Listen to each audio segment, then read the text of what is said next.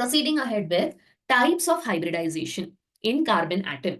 Now, as I said, entirely in detail, I have explained about hybridization and the type of covalent bonds in inorganic chemistry course in the chapter chemical bonding. Now, over here, I'm going to explain very roughly, okay? I'm going to quickly revise only related to organic chemistry, whatever is required, okay, for hybridization topic, that I'm going to explain you now. So quickly have a look. You can just take out your notebook and start writing, okay, or you can take a screenshot of it. Now, there are basically carbon atom, it can show sp3, sp2, and sp. Now, what do you mean by all this sp, sp2, and sp3? It is very simple, students. Remember, okay, now I'm just sharing you the tricks. Now, suppose if I'm having two bonds, okay, or first let us take sp. Now, sp means one s and one p. If they overlap, okay, if they overlap with each other, then I'm going to get 2sp. Okay, so in short, just remember we will be getting 2 sigma bond. Okay, sp hybrid orbitals, they can form 2 sigma bond. If it is sp2, then 1 plus 2, 3 sigma bond.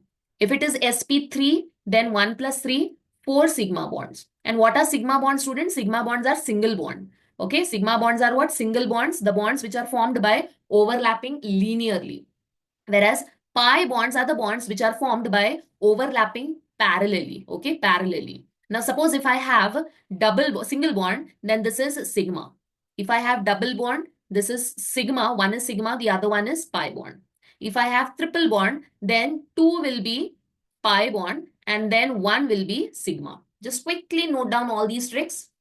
Okay. Now, again, going back to sp, sp2, and sp3, the other way. Okay. If I have a 2 sigma bond, then it is sp hybridization. If I have 2 sigma bond, then it is sp hybridization. 3 sigma bond, sp2. 4 sigma bond, sp3. Remember, we are considering only sigma bond.